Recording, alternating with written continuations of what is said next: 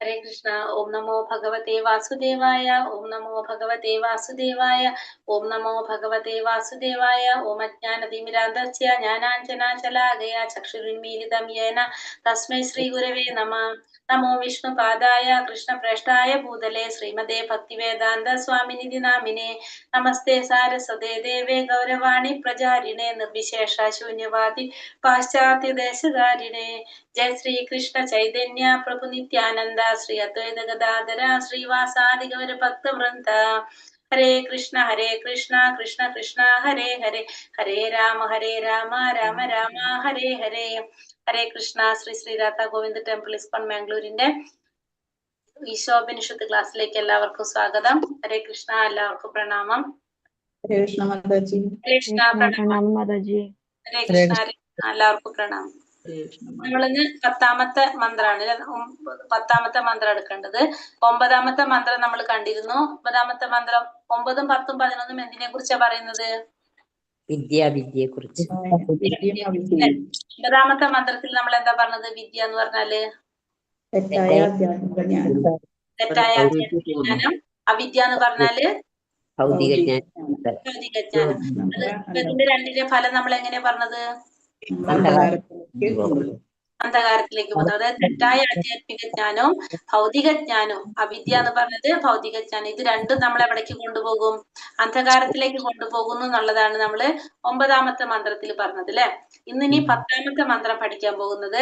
10ാമത്തെ മന്ത്രത്തിൽ പറയുന്നത് എന്താണ്? വിദ്യ കൊണ്ട് ഒരു ഫലവും കിട്ടും നമുക്ക്, അവിദ്യ കൊണ്ട് വേറൊരു ഫലം കിട്ടുന്ന പറയുന്നത് അല്ലെ. ഇവിടെ വിദ്യ എന്ന് പറയുന്നത് ഒരു ഫലം, വിദ്യ. അപ്പൊ ഇവിടെ ശരിയായ അറിവ്, അതാണ് അവിടെ പറയുന്നത്. കാരണം രണ്ട് ഫലമാണ് നമുക്ക് കിട്ടുന്നത് ഇവിടെ. അപ്പൊ വിദ്യ എന്ന് പറയുന്നത് ഇവിടെ എന്താണ്? ശരിയായ അറിവ്. ശരിയായ അറിവ് എന്ന് പറഞ്ഞാൽ ആരെ കുറിച്ചുള്ള അറിവാണ്? ഭഗവാനെ കുറിച്ചുള്ള. അപ്പൊ വിദ്യ കൊണ്ട് ഒരു ഫലവും കിട്ടും, അവിദ്യ എന്ന് പറഞ്ഞാല് ഭൗതിക ജ്ഞാനം, അതുകൊണ്ട് വേറൊരു ഫലവും കിട്ടും. രണ്ടിനും രണ്ട് ഫലം എന്നാണ് ഇവിടെ ആര് പറയുന്നത്? വിവേകികള്, ധീരന്മാര് പറയുന്ന പറയുന്നത്. അപ്പൊ വിദ്യ കൊണ്ട് ഒരു ഫലം, അവിദ്യ കൊണ്ട് വേറൊരു ഫലം കിട്ടുന്നതാണ് എന്തിൽ പറഞ്ഞ 10ാമത്തെ മന്ത്രത്തില് പറയുന്നത്. ഇതില് മുഴുവനും ഭഗവത്ഗീതയുടെ തന്നെ പോയിന്റ്സ് ആണ്. നമുക്കത് വായിക്കാം.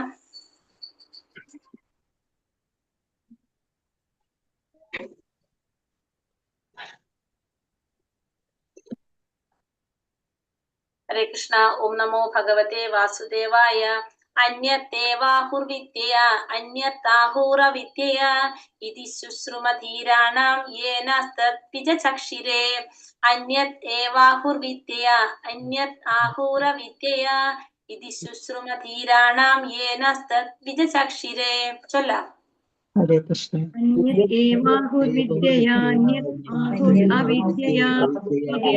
ശുശ്രൂമധീരാണാം യേന തദ്വിജചക്ഷിരേ.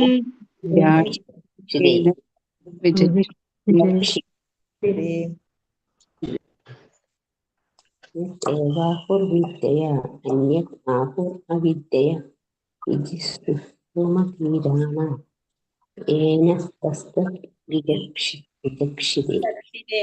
ഇതവിടെ പറയുന്നത് ജ്ഞാന സംസ്കാരത്തിൽ നിന്ന് ഒരു ഫലവും ലഭിക്കുന്നുവെന്നും അജ്ഞതയിൽ നിന്ന് വ്യത്യസ്തമായ ഒരു ഫലമാണ് സിദ്ധിക്കുന്നതെന്നും വിവേകികൾ വ്യാഖ്യാനിച്ചിട്ടുണ്ട്. ധീരൻ എന്ന് പറഞ്ഞാല് വിവേകികൾ. അപ്പൊ ഇവിടെ പറയുന്നത് ജ്ഞാന സംസ്കാരത്തിൽ നിന്ന് വിദ്യ കൊണ്ട് ഒരു ഫലവും അജ്ഞതയിൽ നിന്ന് അവിദ്യ കൊണ്ട് വേറൊരു ഫലമാണ് സിദ്ധിക്കുന്നതെന്ന് വിവേകികൾ വ്യാഖ്യാനിച്ചിട്ടുണ്ട്. അപ്പൊ നമ്മൾ നേരത്തെ പറഞ്ഞു രണ്ടിനും ഒരു ഫലമാണെന്ന് പറഞ്ഞു. ഇതിൽ പറയുന്നത് വിദ്യ കൊണ്ട് ഒരു ഫലവും അവിദ്യ കൊണ്ട് വേറൊരു ഫലമാണെന്നുള്ളത് ആര് പറഞ്ഞിട്ടുണ്ട്? വിവേകികൾ വ്യാഖ്യാനിച്ചിട്ടുണ്ടെന്നാണ് ഇതിൽ പറയുന്നത്, ഈ 10ാമത്തെ മന്ത്രത്തില് പറയുന്നത്. ഭാവാർത്ഥം: ഭഗവത്ഗീതയുടെ 13ാം അധ്യായത്തിൽ 8 മുതൽ 12 വരെ ശ്ലോകങ്ങളിൽ ഉപദേശിക്കുന്നത് പോലെ ഒരാൾ താഴെ പറയുന്ന രീതിയിൽ ജ്ഞാനം വളർത്തിയെടുക്കണം. അവിടെ ഭഗവത്ഗീതയിലെ 18ാമത്തെ അധ്യായത്തിൽ പറയുന്നത് ഒരാള് താഴെ പറയുന്ന രീതിയിലാണ് ജ്ഞാനം വളർത്തിയെടുക്കേണ്ടത്. നമ്മൾ ഭഗവത്ഗീതയിൽ പറഞ്ഞ പോയിന്റ്സ് ഇവിടെ പറഞ്ഞിരിക്കുകയാണ്. ഒരുവൻ ഗുണവാനായി തീരുകയും മറ്റുള്ളവരെ ആദരിക്കാൻ പഠിക്കുകയും വേണം. ഒന്ന്, ഒരു വ്യക്തി ഗുണവാനായിരിക്കണം, മറ്റുള്ളവരെ ആദരിക്കണം. പേരിനും പ്രശസ്തിക്കും വേണ്ടി മാത്രം ഒരുവൻ മതാനിയായി സ്വയം അഭിമാനിക്കരുത്. ഒരു പേരിനും പ്രശസ്തിക്കും വേണ്ടി മാത്രം നമ്മൾ ഭക്തനാണെന്നൊന്നും നമ്മൾ അങ്ങനെ ചെയ്യാൻ പാടില്ല. സ്വന്തം പ്രവർത്തികളാലും മനസ്സിന്റെ ചിന്തകളാലും വാക്കുകളാലും ഒരാൾ മറ്റുള്ളവർക്ക് ഉത്കണ്ഠയാകുന്നതിന് ഉള്ള നിമിത്തമാകരുത്. അപ്പൊ സ്വന്തം പ്രവർത്തി കൊണ്ട് അല്ലെങ്കിൽ മനസ്സിന്റെ ചിന്തകൾ കൊണ്ട് ഒരു വ്യക്തി എന്ത് ചെയ്യാൻ പാടില്ല? മറ്റുള്ളവർക്ക് ഉത്കണ്ഠയാകുന്നതിനുള്ള നിമിത്തമാകരുത്. നമ്മൾ പറയില്ലേ, നമ്മൾ മറ്റുള്ളവർക്ക് ഉത്കണ്ഠയുണ്ടാകാവുന്ന രീതിയിൽ നമ്മൾ പ്രവർത്തിക്കാതിരിക്കുക. നമ്മുടെ പ്രവർത്തികളും ചിന്തകളും വാക്കുകളും മറ്റുള്ളവർക്ക് ഉത്കണ്ഠയാകുന്നതിന് നിമിത്തമാകരുത്. മൂന്നാമത്തെ പോയിന്റ്. നാലാമത്തെ പോയിന്റ്, മറ്റുള്ളവരിൽ നിന്ന് പ്രകോപനം നേരിട്ടാൽ പോലും ഒരാൾ ക്ഷമ പാലിച്ചിരിക്കണം. നമ്മള് ക്ഷമയുള്ളവനായിരിക്കണം. മറ്റുള്ളവരുമായി ഇടപഴകുമ്പോൾ കാപട്യം ഒഴിവാക്കണം. നമ്മൾ എന്ത് ചെയ്യാൻ പാടില്ല? നമ്മൾ എങ്ങനെയാണോ അങ്ങനെയാണ് നമ്മൾ ഇടപഴകേണ്ടത്. കാപട്യം ഉണ്ടാകാൻ പാടില്ല. അനുക്രമമായി ആത്മീയ സാക്ഷാത്കാരത്തിലേക്ക് നയിക്കാൻ പറ്റിയ വിശ്വാസിനായ ഒരു ആചാര്യനെ അന്വേഷിച്ച് കണ്ടെത്തണം. ഒരാൾ അത്തരം ആത്മീയ ഗുരുവിൽ സ്വയം സമർപ്പിച്ച് സേവനം നടത്തി പ്രസക്തമായ ചോദ്യങ്ങൾ ഉന്നയിക്കേണ്ടതാണ്. അപ്പൊ നമ്മളൊരു വിശ്വാസിനായ ഒരു ഗുരുവിനെ കണ്ടെത്തി ആ ഗുരുവിൽ നിന്ന് ചോദ്യങ്ങൾ ചോദിക്കാനായിട്ട്, വിനയപൂർവ്വം ചോദ്യങ്ങൾ ഉന്നയിക്കാനായിട്ട് ശ്രമിക്കാം. ആത്മസാക്ഷാത്കാരത്തിന്റെ തലത്തിലേക്ക് ഉയരുവാൻ ഒരാൾ വേദശാസ്ത്രങ്ങളിൽ നിർദ്ദേശിച്ചിട്ടുള്ള നിയമനിബന്ധനകൾ അനുസരിക്കേണ്ടതാണ്. അപ്പൊ സാക്ഷാത്കാരത്തിന്റെ തലത്തിലേക്ക് ഉയരണമെങ്കിൽ നമ്മൾ എന്ത് വേണം? ശാസ്ത്രങ്ങളിൽ നിർദ്ദേശിച്ചിട്ടുള്ള നിയമനിബന്ധനകൾ അനുസരിക്കണം. വേദശാസ്ത്രങ്ങളിൽ ഉറച്ചു നിൽക്കണം. ശാസ്ത്രങ്ങളിൽ നമുക്ക് വിശ്വാസം ഉണ്ടായിരിക്കണം. ആത്മസാക്ഷാത്കാരത്തിന് വിഘാതമായി നിൽക്കുന്ന സകല വ്യാപാരങ്ങളിൽ നിന്നും ഒരാൾ പൂർണ്ണമായും ഒഴിഞ്ഞു നിൽക്കണം. അപ്പൊ സാക്ഷാത്കാരത്തിന് തടസ്സമാകുന്ന വ്യാപാരങ്ങൾ ഏതാണോ അതിൽ നിന്ന് നമ്മൾ ഒഴിഞ്ഞു മാറണം. സ്വന്തം ശരീരം നിവർത്തിക്കാൻ ആവശ്യമായതിൽ കവിഞ്ഞൊന്നും ഒരാൾ സ്വീകരിക്കരുത്. നമ്മുടെ ശരീരത്തെ നിലനിർത്താൻ വേണ്ട രീതിയിലായിരിക്കണം നമ്മളെല്ലാം സ്വീകരിക്കേണ്ടത്. അതിൽ കൂടുതൽ നമ്മൾ സ്വീകരിക്കാൻ പാടില്ല. സ്ഥൂലമായി ഭൗതിക ശരീരമാണ് താനെന്ന് തെറ്റിദ്ധരിക്കുകയോ ശരീരവുമായി ബന്ധപ്പെട്ടതെല്ലാം തൻ്റെതാണെന്ന് കരുതുകയോ ചെയ്യരുത്. അപ്പൊ ഈ ശരീരമാണ് താനെന്ന് തെറ്റിദ്ധരിക്കുക, അല്ലെങ്കിൽ ശരീരവുമായിട്ട് ബന്ധപ്പെട്ടതൊക്കെ തൻ്റെതാണെന്ന് തെറ്റിദ്ധരിക്കുകയോ ചെയ്യരുത്.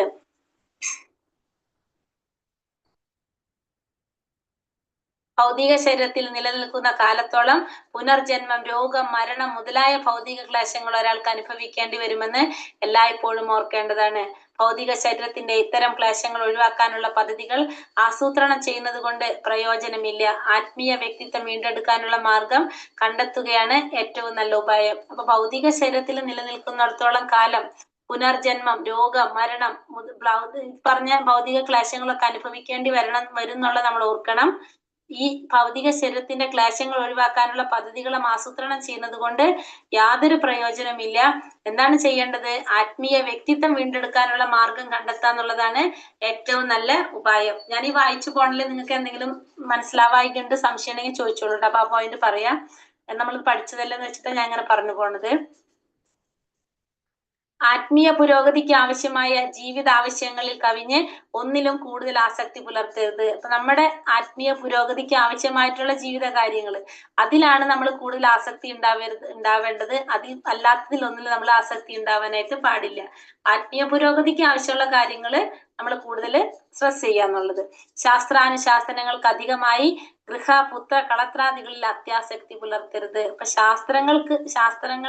ശാസനങ്ങൾക്ക് അധികമായിട്ട് ശാസ്ത്രത്തിൽ പറയുന്ന രീതിയിൽ മാത്രം നമ്മൾ എന്ത് പാടുള്ളൂ? നമ്മളെ ഗൃഹത്തിനോടും പുത്രകളത്രാദികളോടൊക്കെ ആസക്തി പാടുള്ളൂ. അതിൽ കൂടുതൽ നമ്മൾ അവരോട് എന്തുണ്ടാവാൻ പാടില്ല? ആസക്തി ഉണ്ടാകാനായിട്ട് വച്ചു പുലർത്താൻ പാടില്ല. ഇഷ്ടാനിഷ്ടങ്ങളിൽ സന്തോഷിക്കുകയോ ദുഃഖിക്കുകയോ ചെയ്യരുത്. ഇത് കേവലം മനസ്സിനാൽ സൃഷ്ടിക്കപ്പെടുന്നതാണെന്ന് മനസ്സിലാക്കണം. നമ്മളെ ഇഷ്ടവും അനിഷ്ടവും സന്തോഷവും ദുഃഖമൊക്കെ നമ്മളെ മനസ്സുകൊണ്ട് സൃഷ്ടിക്കുന്നതാണ് എന്ന് നമ്മൾ മനസ്സിലാക്കുക. അപ്പൊ അതിൽ കൂടുതൽ സന്തോഷിക്കുകയും ദുഃഖിക്കുകയും ചെയ്യേണ്ട. പരമപുരുഷനായ ശ്രീകൃഷ്ണ ഭഗവാന്റെ അചഞ്ചല ഭക്തനായി തീരുകയും അവിടത്തെ ഭക്തിയുടെ സേവനത്തിൽ ശ്രദ്ധയുള്ളവനായി തീരുകയും വേണം. അപ്പൊ ഭഗവാന്റെ ഭക്തനായി തീരുക, ഭഗവാന്റെ സേവനത്തില് ശ്രദ്ധയുള്ളവനായി തീരുക. ആത്മീയ സംസ്കാരം വളരുന്നതിന് അനുകൂലമായ ശാന്തമായ ചുറ്റുപാടിലും ഏകാന്തതയിലും അഭിരുചിയും ഭക്തരില്ലാത്ത ജനങ്ങളിൽ തിങ്ങിപ്പാർക്കുന്ന സ്ഥലങ്ങളോട് വിപ്രതിപത്തിയും വേണം. അപ്പൊ ആത്മീയ സംസ്കാരം വളർത്തുന്നതിന് സഹായിക്കുന്ന ചുറ്റുപാടുകൾ, അത്തരത്തിലുള്ള ചുറ്റുപാടുകളോടും അത്തരത്തിലുള്ള ജനങ്ങളോടും നമുക്ക് എന്ത് വരാം? അഭിരുചി ഉണ്ടാകാം. അല്ലാത്ത ഭക്തന്മാരല്ലാത്ത ജനങ്ങള് തിങ്ങിപ്പാർക്കുന്ന സ്ഥലങ്ങളോട് നമുക്ക് എന്ത് വേണം? വിപ്രതിപത്തിയാണ് വേണ്ടത്. അവിടെ നമുക്ക് മാറാം. പക്ഷെ നമ്മുടെ ആത്മീയ സംസ്കാരം വളർത്തുന്ന ചുറ്റുപാടുകളോട് നമുക്ക് എന്തുണ്ടാക്കാം? ഇഷ്ടം ഉണ്ടാക്കാം. ആത്മീയ ജ്ഞാനം അനശ്വരമാണെന്നും എന്നാൽ ഭൗതിക ജ്ഞാനം മരണത്തോടെ അവസാനിക്കുന്നതാണെന്നും ഗ്രഹിച്ച് ഒരുവൻ ഒരു ശാസ്ത്രജ്ഞനോ തത്വജ്ഞാനിയോ ആയിത്തീരുകയും ആത്മജ്ഞാനത്തിൽ ഗവേഷണം നടത്തുകയും ചെയ്യേണ്ടതുണ്ട്. അപ്പൊ നമ്മൾ മനസ്സിലാക്കാണ് ആത്മീയ ജ്ഞാനം എന്ന് പറയുന്നത് അനശ്വരമായിട്ടുള്ളതാണ്, ഭൗതിക ജ്ഞാനം മരണത്തോടെ അവസാനിക്കുന്നതാണെന്നും മനസ്സിലാക്കിക്കൊണ്ട് ഒരുവൻ ഒരു ശാസ്ത്രജ്ഞനോ തത്വജ്ഞാനിയോ ആയിത്തീരുക. അങ്ങനെ എന്തിൽ ഗവേഷണം നടത്തുക? ആത്മജ്ഞാനത്തിൽ ഗവേഷണം നടത്തുകയും ചെയ്യേണ്ടതുണ്ട്. ഇപ്പൊ ഈ പറഞ്ഞത് ഈ 18 കാര്യങ്ങൾ, ഈ 18 വസ്തുതകളും വിജ്ഞാന വികാസത്തിന് അനുക്രമമായി പ്രയോജനപ്പെടുന്നതാണ്. അപ്പൊ ഈ 18 കാര്യങ്ങൾ എന്താണ്? വിജ്ഞാനത്തിന്റെ വികാസനത്തിന് അനുക്രമമായിട്ട് പ്രയോജനപ്പെടുത്തുന്നതാണ് ഈ 18 വസ്തുതകള്. ഈ ജ്ഞാന പ്രക്രിയയ്ക്ക് പുറമെ മറ്റു രീതികളെല്ലാം അജ്ഞതയുടെ വിഭാഗത്തിൽ പെടുന്നു. അപ്പൊ ഇതെല്ലാം ജ്ഞാനമാണ്, ഇതല്ലാത്തതെല്ലാം എന്താണ്? അജ്ഞാനമാണ് എന്ന് ഭഗവത്ഗീതയിൽ ഭഗവാൻ പ്രഖ്യാപിച്ചതാണ്. ഭൗതിക ജ്ഞാനത്തിന്റെ വളർച്ചയിലൂടെ ആധുനിക മനുഷ്യൻ കേവലം ഒരു കഴുതിയായി മാറ്റപ്പെടുകയാണ് ചെയ്യുന്നത്. അപ്പൊ നമ്മൾ ഈ ഭൗതിക ജ്ഞാനം വികസിക്കുന്നതിന്റെ ഫലമായിട്ട് എന്താ സംഭവിക്കുന്നത്? ആധുനിക മനുഷ്യൻ ഒരു കഴുതയായിട്ട് മാറ്റപ്പെടുകയാണ് ചെയ്യുന്നത് എന്നാണ് പറയുന്നത്. ആധുനിക സമുദായത്തിൽ കേവലം ഒരു ബാലൻ പോലും താൻ സ്വയം പര്യാപ്തനെന്ന് ചിന്തിച്ച് മുതിർന്നവരെ ആദരിക്കാത്തവനായി മാറിയിരിക്കുന്നു. അപ്പൊ നമ്മുടെ ആധുനിക സമുദായത്തിൽ, നമ്മുടെ ആധുനിക യുഗത്തിൽ എന്താ സംഭവിക്കുന്നത്? കേവലം ഒരു ബാലൻ പോലും, ഒരു കുട്ടി പോലും എന്താ ചിന്തിക്കുന്നത്? താൻ സ്വയം പര്യാപ്തനാണെന്ന് ചിന്തിച്ചുകൊണ്ട് മുതിർന്നവരെ ആദരിക്കാത്തവനായിട്ട് മാറിയിരിക്കുകയാണ് ചെയ്യുന്നത്. നമ്മുടെ സർവകലാശാലകളിൽ നൽകപ്പെടുന്ന തെറ്റായ രീതിയിലുള്ള വിദ്യാഭ്യാസം കാരണം ലോകമെമ്പാടുമുള്ള ആൺകുട്ടികൾ മുതിർന്നവർക്ക് തലവേദനയായി തീരുന്നു. അപ്പോ നമ്മുടെ സർവകലാശാലകളിൽ, അതായത് നമ്മളെ ഭൗതികമായ വിദ്യാഭ്യാസ രീതിയെ കുറിച്ചാണ് പറയുന്നത്. ആ വിദ്യാഭ്യാസ രീതി കാരണം കൊണ്ട് ലോകത്തുള്ള ആൺകുട്ടികൾ എന്ന് എടുത്തു പറയാൻ കാരണം, പണ്ട് കാലത്ത് വിദ്യാഭ്യാസം ആർക്കാണ് പോയി കൊടുത്തിരുന്നത്? കൂടുതലും ആൺകുട്ടികൾക്കാണ്. അതുകൊണ്ടാണ് അങ്ങനെ പറയുന്നത്. ആൺകുട്ടികൾ എന്ന് പറയുമ്പോൾ രണ്ടും പറയാം നമുക്ക്. രണ്ട് കുട്ടികളും മുതിർന്നവർക്ക് തലവേദനയായി തീരുന്നു എന്നാണ്. തെറ്റായ രീതിയിലുള്ള വിദ്യാഭ്യാസം കാരണം കൊണ്ട് ലോകമെമ്പാടുമുള്ള ആൺകുട്ടികൾ മുതിർന്നവർക്ക് തലവേദനയായിട്ട് മാറാണ് ചെയ്യുന്നത്. അങ്ങനെ വരുമ്പോൾ സർവകലാശാലകൾ എന്ന് പറയുന്നത് അജ്ഞതയുടെ കേന്ദ്രങ്ങൾ മാത്രമാണ്. അപ്പൊ അങ്ങനെ നമ്മൾ ചിന്തിക്കുമ്പോ എന്താണ്? ഈ സർവകലാശാലകളിൽ അജ്ഞതയുടെ കേന്ദ്രമാണ് സർവകലാശാലകൾ എന്ന് പറയാം. സാധാരണ ജനങ്ങളിൽ അജ്ഞാനം പെടുന്നത് കൊണ്ട് ലോകത്തിന്റെ വിവിധ ഭാഗങ്ങളിൽ ദേശീയതയും യുദ്ധോത്സുകതയും വളർന്നു വരുന്നു. അപ്പൊ ഈ ജനങ്ങൾ മുഴുവനും എങ്ങനെയാണ്? അജ്ഞരാണ്. അജ്ഞാനമാണ് എല്ലാവരിലും കാണപ്പെടുന്നത്. അതുകൊണ്ട് തന്നെ പല ഭാഗങ്ങളിലും എന്താണ്? ദേശീയതയും യുദ്ധത്തിനുള്ള യുദ്ധോത്സുകതയുമാണ് വളർന്നു വരുന്നത്. അപ്രമേയമായ ശൂന്യാകാശത്ത് അറ്റനേകം പദാർത്ഥ പിണ്ഡങ്ങളോടൊപ്പം ഒഴുകി നടക്കുന്ന കേവലം ഒരു പദാർത്ഥ പിണ്ഡം മാത്രമാണ് ഈ ഒരു ചെറിയ ഭൂലോകം എന്ന് ആരും ഓർക്കുന്നില്ല. അപ്പൊ നമ്മള് കുറേ എന്തുകൊണ്ട് ഗ്രഹങ്ങളിൽ അതിൽ ഒരെണ്ണം മാത്രമാണ് നമ്മുടെ ഭൂമി എന്നുള്ളത് ആരും ഓർക്കുന്നില്ല. ബഹിരാകാശത്തിന്റെ അപാര വിസ്തൃതമായുമായി താരതമ്യം ചെയ്യുമ്പോൾ ഈ ഭൗതിക പിണ്ഡങ്ങളെല്ലാം കണികാ സമാനമാണ്. അപ്പൊ നമ്മൾ ഈ ബഹിരാകാശത്തിന്റെ അപാര വിസ്തൃതിയുമായിട്ട് താരതമ്യം ചെയ്യുമ്പോൾ നമ്മള് ഈ ഭൗതിക ലോകം എന്ന് പറയുന്നത് ആത്മീയ ലോകത്തിന്റെ 4ൽ 1 എന്ത്? ഈ ഭൗതിക ലോകം. ഈ ഭൗതിക ലോകം വളരെ ചെറുതാണ്. മറ്റുള്ള ലോകങ്ങളെ താരതമ്യപ്പെടുത്തുമ്പോൾ ഈ ഭൗതിക ലോകം എന്ന് പറയുന്നത് കണികാ സമാനമാണെന്ന് പറയുന്നത്. നിരവധി ഗ്രഹങ്ങളും എണ്ണിയാൽ ഒടുങ്ങാത്ത ഗ്രഹ സമുച്ചയങ്ങളുമുണ്ട്. പരമപ്രഭുവിന്റെ സൂക്ഷ്മാംശങ്ങളായ നാം ചെറിയ ജീവികളാണെങ്കിലും ഈ അളവറ്റ ഗ്രഹങ്ങളുടെ ആധിപത്യത്തിന് ശ്രമിക്കുന്നു. അതിനാൽ നാം വീണ്ടും വീണ്ടും ജനിക്കുകയും മരിക്കുകയും വാർദ്ധക്യ രോഗങ്ങളിൽ പീഡിതരാവുകയും ചെയ്യുന്നു. ഇവിടെ കുറെ ഗ്രഹങ്ങളുണ്ട്, എണ്ണിയാൽ ഒടുങ്ങാത്ത ഗ്രഹ സമുച്ചയങ്ങളുണ്ട്. അപ്പൊ നമ്മൾ ഭഗവാന്റെ സൂക്ഷ്മ അംശങ്ങളായിട്ടുള്ള നമ്മൾ ചെറിയ ജീവികളാണെങ്കിലും ഈ അളവറ്റ ഗ്രഹങ്ങളുടെ ആധിപത്യത്തിന് വേണ്ടിയിട്ട് നമ്മൾ എന്ത് ശ്രമിച്ചുകൊണ്ടിരിക്കുകയാണ്? ആധിപത്യത്തിന് ശ്രമിച്ചുകൊണ്ടിരിക്കുകയാണ്. അതുകൊണ്ടാണ് നമ്മൾ വീണ്ടും വീണ്ടും ജന്മം എടുക്കേണ്ടതായിട്ടും മരിക്കേണ്ടതായിട്ടും വാർദ്ധക്യ രോഗങ്ങളൊക്കെ അനുഭവിക്കേണ്ടതായിട്ടും വരുന്നത്. 20 or 30 വർഷം കുറഞ്ഞു വരുന്നുണ്ടെങ്കിലും മനുഷ്യായുസിന്റെ ദൈർഘ്യം ഒരു 100 കൊല്ലമാണെന്ന് കണക്കാക്കപ്പെട്ടിരിക്കുന്നു. അപ്പൊ നമ്മുടെ ശരാശരി ഒരു മനുഷ്യന്റെ ആയുസ് പറയുന്നത് കലിയുഗത്തില് 100 വർഷമായിട്ടാണ് പറയുന്നത്. ഹരേകൃഷ്ണ മാതാജി, ജ്ഞാന സംസ്കാരത്താൽ മൂഢന്മാരായവർ ഈ പരിമിത കാലത്തെ ഇന്ദ്രിയ സുഖം കൂടുതൽ ഫലപ്രദമായി അനുഭവിക്കുന്നതിന് വേണ്ടി ഈ ഗ്രഹത്തിനകത്ത് തന്നെ സ്വന്തമായ രാഷ്ട്രങ്ങൾ സ്ഥാപിച്ചിരിക്കുന്നു. അപ്പോൾ എന്താ പറഞ്ഞത്? അജ്ഞാന സംസ്കാരത്താൽ നമുക്ക് അജ്ഞാനികളായതുകൊണ്ട് തന്നെ നമുക്ക് അറിയുന്നില്ല, നമുക്കൊരു സമയം പറഞ്ഞിരിക്കുന്നതിന്റെ അപ്പുറത്ത് ഒരു സെക്കൻഡ് പോലും നമുക്ക് ഇവിടെ നിൽക്കാൻ സാധിക്കില്ല എന്നുള്ളത്. അജ്ഞാനികളായതുകൊണ്ട് മൂഢന്മാരായിട്ടുള്ളവരെന്താണ് ഈ പരിമിത കാലത്ത് നമുക്കൊരു പരിമിതമായി നമ്മുടെ ആയുസ് എന്ന് പറഞ്ഞ ഒരു പരിമിതി ഉണ്ട്.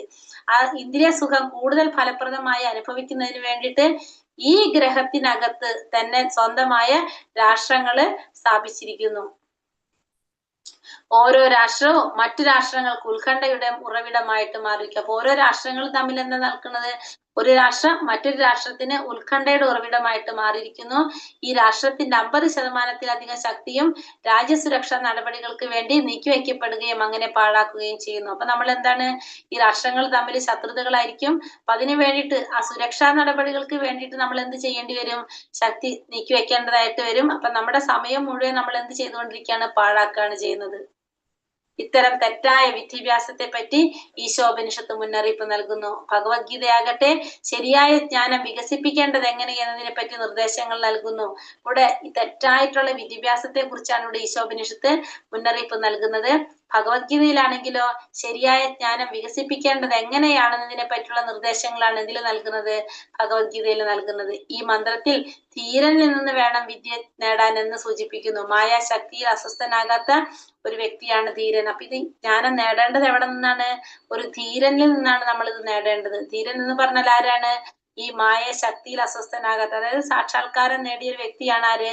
ധീരൻ എന്നതുകൊണ്ട് ഉദ്ദേശിക്കുന്നത്. പൂർണ്ണമായ ആത്മീയ ജ്ഞാനം നേടാത്തവര് ധീരനല്ല. ധീരൻ ഒന്നിനു വേണ്ടിയും ആശിക്കുകയോ വിലപിക്കുകയോ ചെയ്യില്ല. അപ്പൊ ധീരൻ എന്ന് പറയുന്നത് ശരിയായ ജ്ഞാനം നേടിയ വ്യക്തിയാണ്. പരിപൂർണമായിട്ട് ആത്മീയ ജ്ഞാനം നേടിയ വ്യക്തിയാണ് ആര്? ധീരൻ എന്ന് പറയുന്നത്. അല്ലാത്ത വ്യക്തിയെ നമുക്ക് എന്ത് പറയാൻ സാധിക്കില്ല? ധീരൻ എന്ന് പറയാൻ സാധിക്കില്ല. ധീരൻ എന്ന് പറഞ്ഞ വ്യക്തി ഒന്നും വേണ്ടി ആശിക്കുന്നില്ല, വിലപിക്കുന്നില്ല. അത് കിട്ടിയാലും വിരോധമില്ല, കിട്ടിയില്ലെങ്കിലും വിരോധമില്ല. അങ്ങനെ ആയിരിക്കും ആര്? ഒരു ധീരൻ. തന്റെ വ്യക്തിത്വത്തിൽ നിന്നും അന്യമായ ശരീരവും മനസ്സും ഭൗതിക സമ്പർക്കത്തിൽ നേടിയിട്ട് വന്നതാണെന്ന് അയാൾ മനസ്സിലാക്കുന്നു. അപ്പൊ അയാൾക്ക് എന്ത് മനസ്സിലാക്കാൻ സാധിക്കും? തന്റെ വ്യക്തിത്വത്തിൽ നിന്നും അന്യമാണ് എന്ത്? ഈ ശരീരവും മനസ്സും എന്ന്. ആ വ്യക്തിത്വത്തിൽ നിന്ന് അന്യമാണ് ഈ ശരീരവും മനസ്സും എന്ന് ആർക്കറിയാം? ഈ വ്യക്തിക്ക് അറിയാം. ഭൗതിക സമ്പർക്കത്തിൽ നേടേണ്ടി വന്നതാണെന്നും ആർക്കറിയാം? അത് ഈ ധീരൻ അറിയാനായിട്ട് സാധിക്കും. ഭൗതിക പ്രകൃതിയിൽ വന്നപ്പോഴാണ് ആ ജീവാത്മാവിന് ഒരു ശരീരം കിട്ടിയിട്ടുള്ളതും ആ മനസ്സും ഒക്കെ വന്നിരിക്കുന്ന ഈ ഭൗതിക പ്രകൃതിയുമായിട്ടുള്ള സമ്പർക്കം കൊണ്ടാണെന്നുള്ളത് ആർക്കറിയാൻ സാധിക്കും? ആത്മാവിന് അറിയാനായിട്ട് സാധിക്കും. ഭൗതിക ശരീരവും മനസ്സും ആത്മീയ സത്തയ്ക്ക് ബന്ധനങ്ങളാണ്. ഈ ശരീരവും മനസ്സും എന്താണ്? ഈ ആത്മാവിനെ സംബന്ധിച്ചിടത്തോളം അത് ബന്ധനങ്ങളാണ്. ജീവസത്തകൾക്ക് ആത്മീയ ലോകത്തിലാണ് യഥാർത്ഥ പ്രവർത്തനമുള്ളത്. അപ്പൊ ഒരു ജീവാത്മാവിന്റെ യഥാർത്ഥ പ്രവർത്തനം എവിടെയാണ്? അതിന്റെ സ്വന്തം ഗൃഹത്തിൽ. അതായത് ജീവാത്മാവിന്റെ സ്വന്തം ഗൃഹം എന്ന് വെച്ചാല് ഭഗവത്ധാമത്തിൽ. ജീവാത്മാക്കൾക്ക് ആത്മീയ ലോകത്തിലാണ് യഥാർത്ഥ പ്രവർത്തനങ്ങൾ ഉള്ളത്. ഭൗതിക ലോകം ജഡവസ്തുവാണ്. ജീവതത്വങ്ങളായ ആത്മീയ സ്ഫുലിംഗങ്ങൾ ഈ ജഡവസ്തുക്കളെ വിദഗ്ധമായി കൈകാര്യം ചെയ്യുന്നതിനാൽ അത് ജീവനുള്ളതായി കാണുന്നു. അപ്പൊ ഈ ഭൗതിക ലോകം എന്ന് പറയുന്നത് എന്താണ്? ജഡവസ്തുക്കളുടെ ഒരു ലോകമാണ്. ഭൗതിക ലോകത്തുള്ള എല്ലാ വസ്തുക്കളും ജഡവസ്തുക്കളാണ്. ജീവതത്വങ്ങളായ ആത്മീയ സ്ഫുലിംഗങ്ങൾ ഈ ജഡവസ്തുക്കളെ വിദഗ്ധമായിട്ട് കൈകാര്യം ചെയ്യുന്നത് കൊണ്ട് നമുക്ക് അതെങ്ങനെ തോന്നുന്നു? ജീവനുള്ളതായിട്ട് നമ്മളത് കാണുന്നു. ആത്മീയ ലോകത്തിലാണെങ്കിലോ എല്ലാ വസ്തുക്കളും ജീവനുള്ളതാണ്. പക്ഷെ ഭൗതിക ലോകത്തിലൊക്കെ ജഡവസ്തുക്കളാണ്. അപ്പൊ ജഡവസ്തുക്കളെ നമ്മൾ വിദഗ്ധമായി കൈകാര്യം ചെയ്യുന്നത് കൊണ്ട് അത് ജീവനുള്ളതായിട്ട് കാണുന്നു എന്ന് മാത്രം. പരമോന്നത സത്തയുടെ അംശമായ ജീവാത്മാക്കളാണ് ലോകത്തെ ചലിപ്പിക്കുന്നത്. ഈ ലോകത്തെ ചലിപ്പിക്കുന്നത് ആരാണ്? ഈ ജീവാത്മാക്കളാണ് ഈ ലോകത്തെ ചലിപ്പിക്കുന്നത്.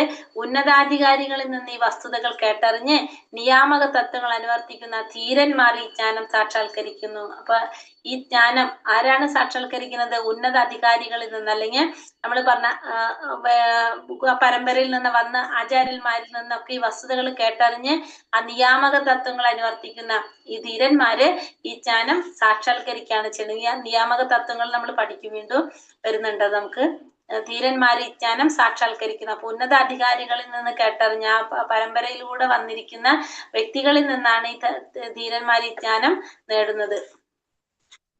ഈ നിയാമക തത്വങ്ങൾ അനുവർത്തിക്കുന്നതിന് വിശ്വാസിനായ ഒരു ആധ്യാത്മിക ഗുരുവിനെ സ്വീകരിക്കേണ്ടതുണ്ട്. അപ്പൊ നമുക്ക് ഈ തത്വങ്ങള്, നിയാമക തത്വങ്ങൾ പഠിക്കുന്നതിന് വേണ്ടിയിട്ട് നമുക്ക് ആര് വേണം? ഒരു ആത്മീയ ഗുരുവിൽ നിന്നായിരിക്കണം നമ്മളത് സ്വീകരിക്കേണ്ടത്. 64 നിയാമക തത്വങ്ങളുണ്ട്. ഭക്തിരസാമൃതസിന്ധുവിൽ നമ്മൾ പഠിക്കുന്നതാണത്. പരമപുരുഷന്റെ സന്ദേശം ആശ്രയഭാവത്തിൽ ആത്മീയ ഗുരുവിൽ നിന്ന് ശ്രവിച്ചാൽ മാത്രമേ ഒരുവന് ധീരനായി തീരാൻ നിവർത്തിയുള്ളൂ. അപ്പൊ ഒരു വ്യക്തി ധീരനാകുന്നത് എപ്പോഴാണ്? ആ ഭഗവാന്റെ സന്ദേശം നമ്മൾ ഏത് ഭാവത്തിൽ ശ്രവിക്കണം? ആശ്രയഭാവത്തില് ഭഗവാന്റെ ആ സന്ദേശം ഒരു വ്യക്തി ആശ്രയഭാവത്തില് ശ്രവിച്ചാലാണ് ആരായിട്ട് മാറുന്നത്? ധീരനായിട്ട് തീരുന്നത്. യഥാർത്ഥ ശിഷ്യൻ അർജുനനെ പോലെയും ആധ്യാത്മിക ഗുരു ഭഗവാനെ പോലെയും തന്നെ ഗുണവാനായിരിക്കണം. ഒരു ഗുരു എങ്ങനെയായിരിക്കണം? അത് ഭഗവാനെ പോലെ ആയിരിക്കണം. അതായത് ആ ശിഷ്യന് യഥാവിധി ആത്മസാക്ഷാത്കാരത്തിന് വേണ്ടി ആ ശിഷ്യനെ നയിക്കുന്നതായിരിക്കണം ഒരു ഗുരു. ഒരു ശിഷ്യൻ എന്ന് വേണം അർജുനനെ പോലെ ആഗ്രഹം ഉണ്ടായിരിക്കണം. ആ സാക്ഷാത്കാരം നേടണമെന്നുള്ള ഒരു ആഗ്രഹം ശിഷ്യനുണ്ടായിരിക്കണം. ആ ശിഷ്യന് ആ സാക്ഷാത്കാരത്തിന് വേണ്ടിയിട്ടാണ് നമുക്ക് പറഞ്ഞു കൊടുക്കുന്നുള്ള ഒരു ധാരണ ആർക്കുണ്ടായിരിക്കണം? ഒരു ഗുരുവിന് ഉണ്ടായിരിക്കണം. അത് ആ ഒരു മനോഭാവത്തോടെ ആയിരിക്കണം പറഞ്ഞു കൊടുക്കേണ്ടത്. ഇതാണ് ധീരനിൽ നിന്ന് വിദ്യ അഭ്യസിക്കുന്ന രീതി. അങ്ങനെ അസ്വസ്ഥത ഇല്ലാത്തവനാണ് ആര്? ധീരൻ. അങ്ങനെ ആയിരിക്കണം നമ്മൾ എന്ത് ചെയ്യേണ്ടത്? ധീരനിൽ നിന്ന് വിദ്യ അഭ്യസിക്കേണ്ടത്. അതായത് ഒരു ശിഷ്യൻ അർജുനനെ പോലെ ആഗ്രഹത്തോടെ ആയിരിക്കണം. ആ സാക്ഷാത്കാരം നേടാനുള്ള ഒരു ആഗ്രഹം ആർക്കുണ്ടായിരിക്കണം? ഒരു ശിഷ്യൻ ഉണ്ടായിരിക്കണം. ഗുരുവാണെങ്കിലോ ആ ശിഷ്യന് യഥാർത്ഥത്തില് നമ്മൾ എങ്ങനെയാണോ നമുക്കത് യഥാവിധി പറഞ്ഞു കൊടുക്കാനായിട്ട് സാധിക്കണം. ആ സാക്ഷാത്കാരത്തിന് വേണ്ടിയിട്ട് ആ ശിഷ്യനെ നയിക്കാനായിട്ട് ആർക്ക് സാധിക്കണം? ഗുരുവിന് സാധിക്കണം.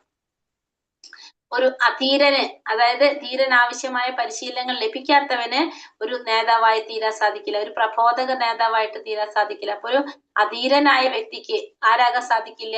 നേതാവാകാനായിട്ട് സാധിക്കില്ല. ഭഗവാനെ കുറിച്ച് പറയാനായിട്ട് കഴിയില്ല. അതിനാൽ യഥാർത്ഥ വിധി നേടുന്നതിനായി ഒരാൾ ആശ്രയഭാവത്തിൽ ധീരാത്മാക്കളെ പ്രാപിക്കണം. അപ്പൊ അതുകൊണ്ട് തന്നെ യഥാർത്ഥത്തിലുള്ള വിദ്യ നേടാൻ വേണ്ടി ഒരു വ്യക്തി എന്ത് ചെയ്യണം? ആശ്രയഭാവത്തില് ആരെ പ്രാപിക്കണം? ധീരാത്മാക്കളെ പ്രാപിക്കേണ്ടതാണ്. ഹരേ കൃഷ്ണ കൃഷ്ണ കൃഷ്ണ ഹരേ ഹരേ, ഹരേ രാമ രാമ രാമ ഹരേ ഹരേ. വഞ്ചാകൽപതരൂപേശ കൃപാ സിന്ധോഭ്യ അവജ പതിതാനാം പാവനേഭ്യോ വൈഷ്ണവേഭ്യോ നമോ നമഃ. അനന്തകോടി വൈഷ്ണവൃന്ദി കി ജയ്. ശ്രീല പ്രഭുപാദ് കി ജയ്. ഗുരുദേവ് കി ജയ്. നിതായ് ഗൗര പ്രമാനന്ദേ. ഹരി ഹരി ബോൾ. ഹരേ കൃഷ്ണ.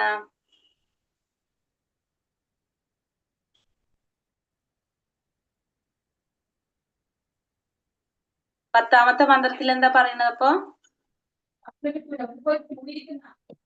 പത്താമത്തെ മന്ത്രത്തില് എന്നത് ശരിയായ ജ്ഞാനം. സംസ്കാരത്തിൽ നിന്നൊരു ഫലവും അവിദ്യയിൽ നിന്ന് വേറൊരു ഫലവും വിധികൾ പറയുന്നു. രണ്ടിനും രണ്ട് ഫലാണെന്ന് പറഞ്ഞു. ഇവിടെ പറയുന്ന വിദ്യ ശരിയായ ജ്ഞാനമാണ്. വിദ്യ എന്ന് പറയുന്നത് ഭൗതിക ജ്ഞാനമാണ്. ഇപ്പൊ രണ്ടും നമ്മുടെ രണ്ട് ഫലമാണ് നമുക്ക് തരുന്നത്. ഇവിടെ 13-ാം അധ്യായത്തിൽ 8 മുതൽ 12 വരെ ശ്ലോകത്തിൽ പറയുന്നത് എന്താണെന്ന്. ആ 18 കാര്യങ്ങൾ ഇപ്പൊ നമ്മൾ പറഞ്ഞില്ലേ? ആ 18 അതായത് ഭഗവത്ഗീതയിൽ പറഞ്ഞിട്ടുള്ളത് തന്നെയാണ്. എന്തൊക്കെയാണെന്നുള്ളത് ഭൗതിക ശരീരത്തിൽ നിൽക്കുന്നിടത്തോളം കാലം അനുഭവിക്കേണ്ടി വരുന്ന ക്ലേശങ്ങൾ എന്തൊക്കെയാണ്? പുനർജന്മ, രോഗം, മരണം, ജന്മ, മൃത്യു, ജരാവ്യാധി. ജനനം, ജരാനരകൾ ബാധിക്കുക, അസുഖങ്ങൾ സംഭവിക്കുക. ഈ മന്ത്രത്തിൽ ആരിൽ നിന്ന് വിദ്യ നേടണം എന്നാണ് പറയുന്നത്? ധീരനിൽ നിന്ന്. ഒരു ധീരനിൽ നിന്നാണ് നമ്മള് വിദ്യ നേടേണ്ടത്. ആരെയാണ് ധീരൻ എന്ന് പറയുന്നത്? മായാശക്തിയിൽ അസ്തനാകാത്ത വ്യക്തിയാണ്. ഇതിനൊക്കെ തരണം ചെയ്ത വ്യക്തി അല്ലെ? ഒരു ആധ്യാത്മിക ഗുരു ആവാനായിട്ട് യോഗ്യതയുള്ള വ്യക്തി. അതായത് മായയുടെ സ്വാധീനത്തിൽ ഇല്ലാത്ത വ്യക്തി, അതിന് അധീനനായിട്ടുള്ള വ്യക്തി. അതിനൊന്ന് ഒരു വേർഡും കൂടി പറയണ്ടല്ലോ. മായയിൽ അസ്വസ്ഥനാകാത്ത വ്യക്തിയാണ് ധീരൻ.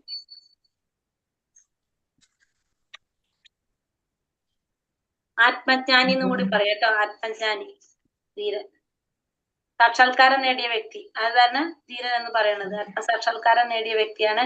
അതായത് ഒരു ഉത്തമാധികാരി ഉണ്ടല്ലോ, ആ ഉത്തമാധികാരിയാണ് ധീരൻ എന്ന് പറയുന്നത് കേട്ടോ. എങ്ങനെയുള്ളവർക്ക് ആ പ്രബോധക നേതാവാകാൻ സാധിക്കില്ല? ധീരന് ആവശ്യമായ പരിശീലനങ്ങൾ ലഭിക്കാത്ത വ്യക്തിക്ക്, ധീരനല്ലാത്ത വ്യക്തിക്ക് എന്ത് സാധിക്കില്ല? പ്രബോധക നേതാവാകാനായിട്ട് സാധിക്കില്ല.